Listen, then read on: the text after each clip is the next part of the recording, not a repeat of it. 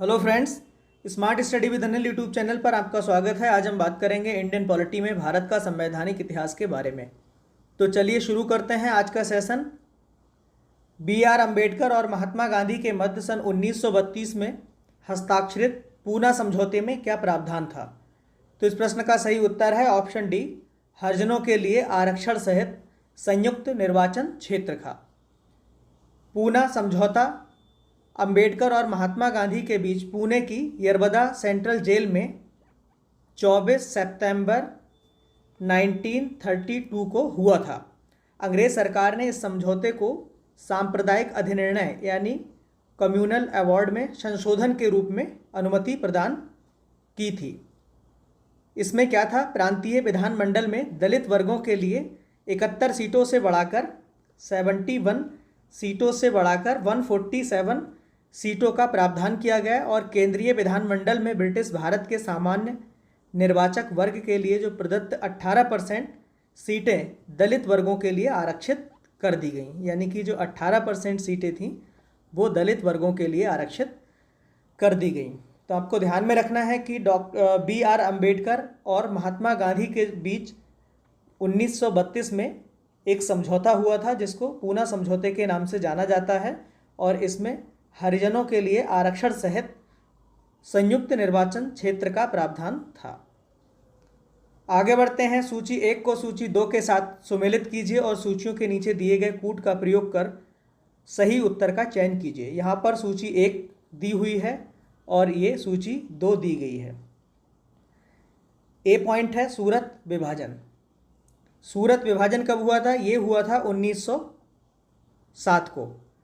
भारतीय राष्ट्रीय कांग्रेस का सूरत अधिवेशन 1907 में हुआ था जिसकी अध्यक्षता किसने की थी? रास बिहारी घोष ने। तो इसमें कांग्रेस जो थी वो 2 गुटों में बट गई। ये 2 गुट कौन कौन से थे? एक था गरम दल और एक था नरम दल। एक गरम दल और दूसरा नरम दल। गरम दल के अगर हम प्रमुख जो नेता थे उनकी बात करें तो ये लाल बाल पाल के नाम से फेमस थे। लाल बाल पाल। लाल मतलब लाला लाजपत राय, बाल गंगाधर तिलक और पाल मतलब बिपिन चंद्र पाल। तो लाला लाजपत राय, बाल गंगाधर तिलक, बिपिन चंद्र पाल। तो लाल बाल पाल ये गरम दल के नेता थे। और नरम दल के अगर नेता की बात करें तो इसमें प्रमुख थे दादा भाई नौरोजी, रास बिहारी घोष आदि। ये नरम दल के प्रमुख नेता थे। अब हम बात करते हैं सांप्रदायिक अधिनिर्णय। तो सांप्रदायिक अधिनिर्णय ये हुआ था 1932 में। अभी हमने इसके बारे में डिस्कस किया था। सूरत विभाजन 1907, सांप्रदायिक अधिनिर्णय या कम्युनल अवार्ड। सर्वदलीय सम्मेलन ये कब हुआ था? ये हुआ था 1928 में। इसकी जो अध्यक्षता की थी ये की थी पंडित मोतीलाल नेहरू ने। पूर्ण स्वराज्य का संकल्प ये 1929 में। पूर्ण स्वराज्य का जो संकल्प है वो 1929 में हुआ। भारतीय राष्ट्रीय कांग्रेस ने पूर्ण स्वराज्य की जो घोषणा की थी वो 19 दिसंबर 1929 को की थी। तो इस प्रश्न का जो सही उत्तर है क्या है? ऑप्शन बी, यानी कि 4, 3, 2, 1। आगे बढ़ते हैं। निम्नलिखित में से किस अधिनियम के द्वारा भारत के गवर्नर जनरल को अध्यादेश जारी करने की शक्ति प्रदान की गई? तो इस प्रश्न का सही उत्तर है ऑप्शन बी, भारतीय परिषद अधिनियम 1861। इसमें अध्यादेश करने की जो अधिकतम अवधि थी, अध्यादेश जो जारी किया जाता था वो मैक्सिमम 6 महीने के लिए जारी किया जा सकता था। अब हम अन्य के बारे में देख लेते हैं। इसमें जो चार्टर एक्ट 1833 था इसके क्या प्रावधान थे?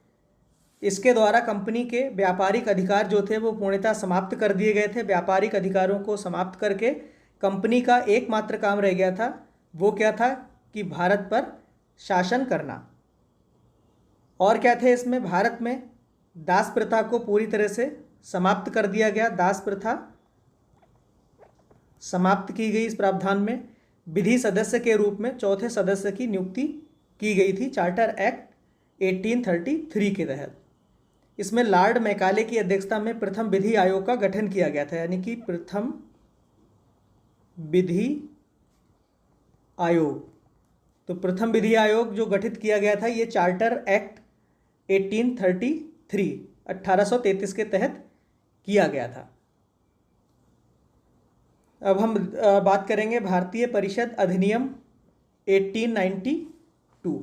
ये अप्रत्यक्ष चुनाव प्रणाली की शुरुआत की गई थी इसके थ्रू। फिर है भारतीय परिषद अधिनियम 1909। इसको हम मार्ले मिंटो सुधार के नाम से भी जानते हैं। किसके नाम से? मार्ले मिंटो सुधार अधिनियम।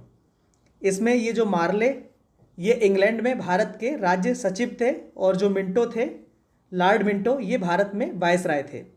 और लॉर्ड मिंटो को सांप्रदायिक निर्वाचक के जनक के रूप में भी जाना जाता है। भारतीय परिषद अधिनियम 1909, इसमें मुस्लिम संप्रदाय के लिए पृथक प्रतिनिधित्व का उपबंध किया गया था। तो इस प्रश्न का जो सही उत्तर है कि किस अधिनियम के द्वारा भारत के गवर्नर जनरल को अध्यादेश जारी करने की शक्ति प्रदान की गई थी, तो ये थी भारतीय परिषद अधिनियम 1861 में। आगे बढ़ते हैं। सूची 1 को सूची 2 के साथ सम्मिलित कीजिए और सूचियों के नीचे दिए गए कूट का प्रयोग करके सही उत्तर का चयन कीजिए। यहाँ पे सूची 1 दी गई है और ये इसके सामने सूची 2 दी गई है। अगस्त घोषणा, इसमें क्या था कि भारत के जो सचिव थे मोंटेग्यू के द्वारा 20 अगस्त 1917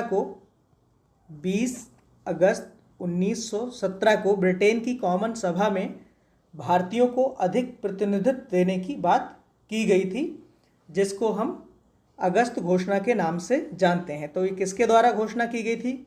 ब्रिटेन की कॉमन सभा में ये की गई थी मोंटेग्यू, लॉर्ड मोंटेग्यू। तो ए का जो संबंध है वो 2 से हो जाएगा। अगस्त प्रस्ताव, ये क्या है? 8 अगस्त 1940 को वायसराय लिनलिथगो ने भारतीयों के लिए एक घोषणा की थी, जिसे अगस्त प्रस्ताव के नाम से जाना जाता है। तो 2 का जो संबंध है वो लॉर्ड लिनलिथगो से हो जाएगा। अगस्त संकल्प, ये 8 अगस्त 1942 को पारित भारत छोड़ो आंदोलन प्रस्ताव को इसमें मंजूरी मिली थी, और इसे हम अगस्त क्रांति के नाम से भी जानते हैं। तो भारत छोड़ो आंदोलन ये महात्मा गांधी से संबंधित, तो अगस्त संकल्प जो है इसका संबंध 4 से हो जाएगा। प्रत्यक्ष कार्रवाई दिवस, प्रत्यक्ष कार्रवाई दिवस ये क्या था?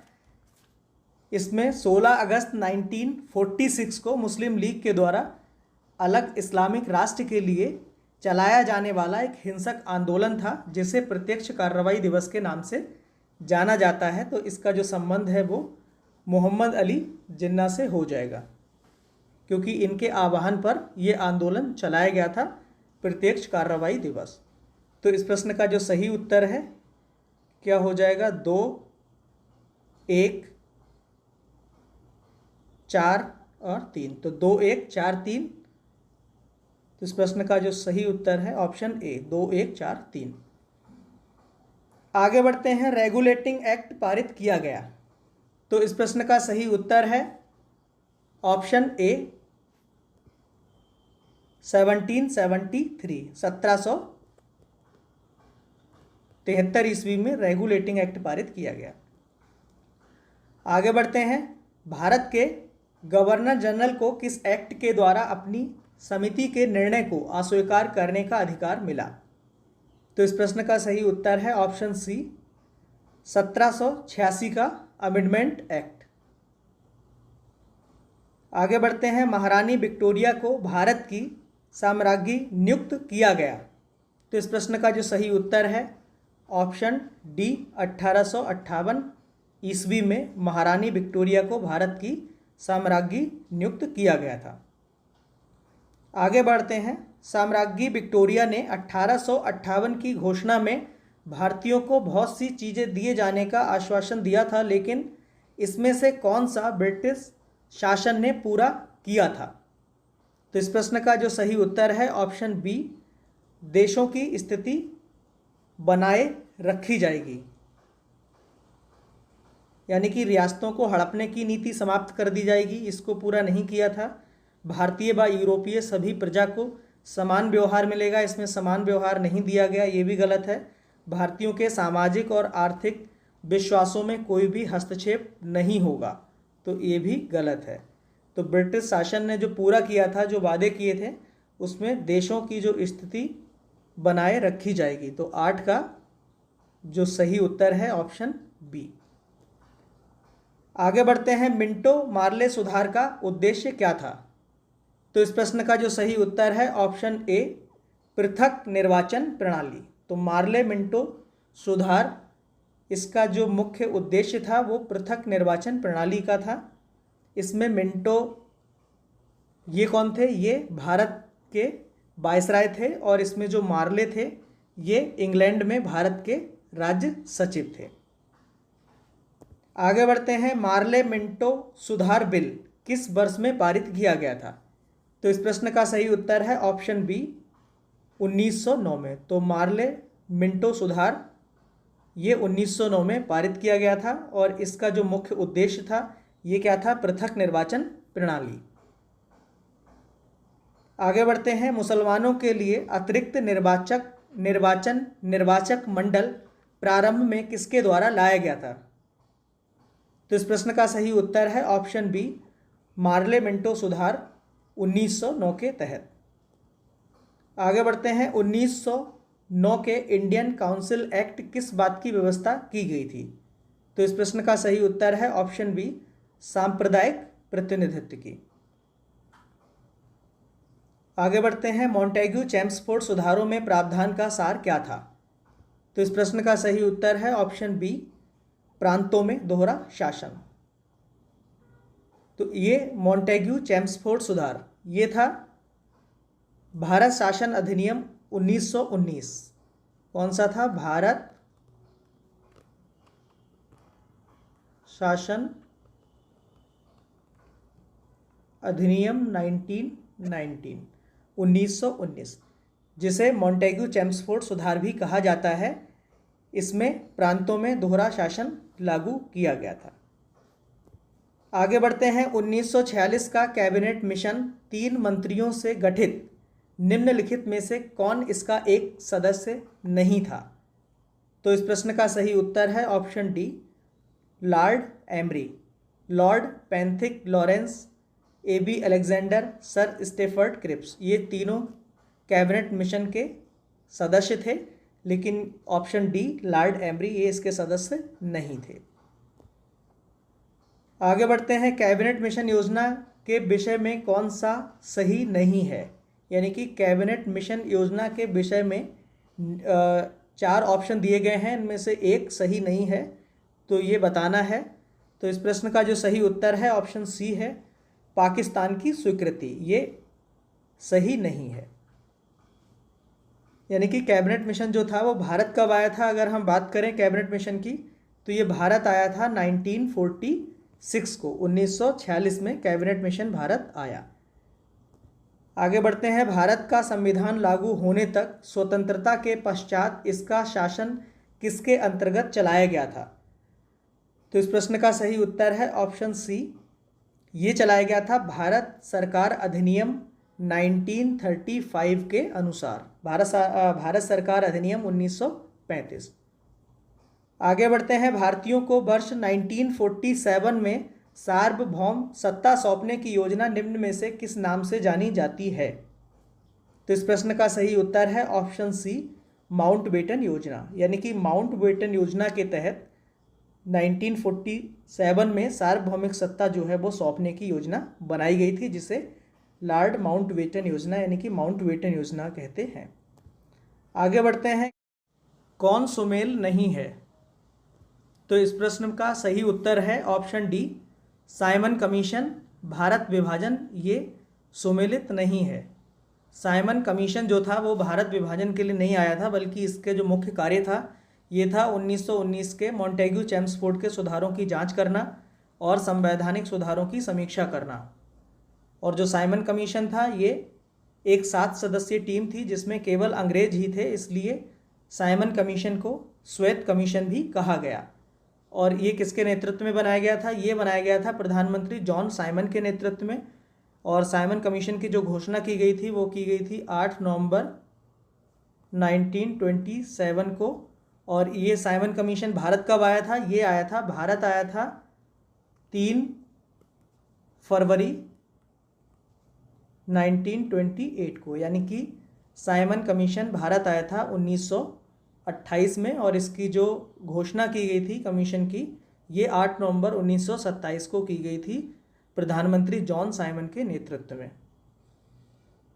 तो बाकी सारे सुमेलित हैं, यानी कि मार्ले मिंटो सुधार ये सांप्रदायिक प्रतिनिधित्व का, भारत सरकार अधिनियम ये स्वशासन, कैबिनेट मिशन ये संविधान सभा के गठन के लिए आया था, मतलब इसका कैबिनेट मिशन के आधार पर ही संविधान सभा का निर्माण किया गया था। तो इसका सुमेल नहीं है, यानी कि डी साइमन कमीशन भारत विभाजन। तो इसका सही उत्तर है ऑप्शन डी। आगे बढ़ते हैं। निम्न अधिनियम को सही ढंग से मिलाइए, यानी कि सूची 1 दे रखी है और सूची 2 दे रखी है। इसमें सूची 1 को 2 से मिलान करना है। भारत सरकार अधिनियम 1919, तो इसका हो जाएगा 3 प्रांतों में द्वैध शासन। भारत सरकार अधिनियम 1935, तो इसका हो जाएगा प्रांतीय स्वायत्तता। मार्ले मिंटो सुधार 1909, तो ये हो जाएगा सांप्रदायिक निर्वाचन। भारत परिषद अधिनियम 1861, इसमें क्या हुआ था? गवर्नर जनरल को अध्यादेश लाने की शक्ति प्रदान की गई थी। तो इस प्रश्न का जो सही उत्तर है 3142, 3142 ऑप्शन बी। आगे बढ़ते हैं। अखिल भारतीय महासंघ स्थापित करने का प्रावधान शामिल किया गया था। तो इस प्रश्न का सही उत्तर है ऑप्शन ए, भारत सरकार अधिनियम 1935 में। आगे बढ़ते हैं। निम्नलिखित में से किस अधिनियम ने केंद्र में द्वैध शासन प्रणाली को स्थापित किया? तो इस प्रश्न का सही उत्तर है ऑप्शन ए, भारत शासन अधिनियम 1935, यानी कि इसके द्वारा केंद्र में द्वैध शासन प्रणाली लागू की गई थी। तो केंद्र में की गई थी। अगर हम बात करें प्रांत के लिए, यानी कि प्रांतों में द्वैध शासन कब लागू किया गया था? यानी कि प्रांत में द्वैध शासन। तो प्रांत में जो द्वैध शासन था ये लागू किया गया था 1919, यानी कि भारत शासन अधिनियम 1919 के द्वारा प्रांतों में द्वैध शासन लागू किया गया था। और भारत शासन अधिनियम 1935 के द्वारा केंद्र में द्वैध शासन लागू किया गया था। और 1935 में जो प्रांतों में द्वैध शासन था उसको समाप्त कर दिया गया था। और प्रांतों में द्वैध शासन का अगर जनक का जो दर्जा है वो ल्यूनस कार्टिस को दिया जाता है, यानी कि प्रांतों में द्वैध शासन का जो जनक है वो ल्यूनस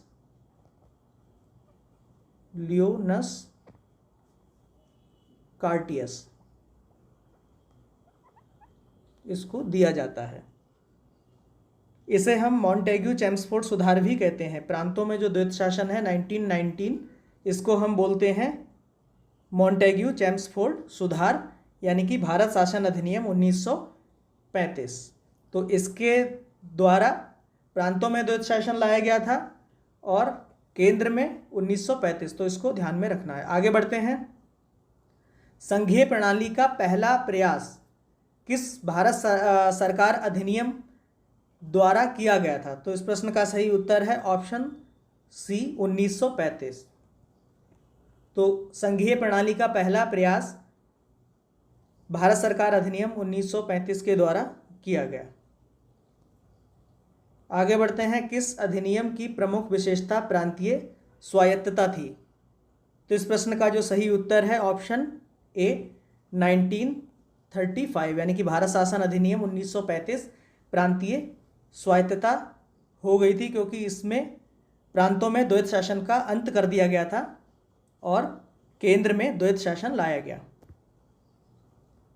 आगे बढ़ते हैं, भारत में सचिव का पद किसके द्वारा निर्मित किया गया था? तो इस प्रश्न का सही उत्तर है ऑप्शन बी, भारत सरकार अधिनियम 1858 के तहत भारत में सचिव के पद का सृजन किया गया था। आगे बढ़ते हैं, किस वर्ष रेगुलेटिंग एक्ट 1773 यानी कि रेगुलेटिंग एक्ट 1773 के तहत कोलकाता में सर्वोच्च न्यायालय की स्थापना की गई थी? तो रेगुलेटिंग एक्ट जो है वो 1773 में लागू किया गया और इसके तहत जो सर्वोच्च न्यायालय है वो 1774 में कोलकाता में इसकी स्थापना की गई। तो इस प्रश्न का सही उत्तर है ऑप्शन ए, 1774। तो आज के लिए बस इतना ही। धन्यवाद।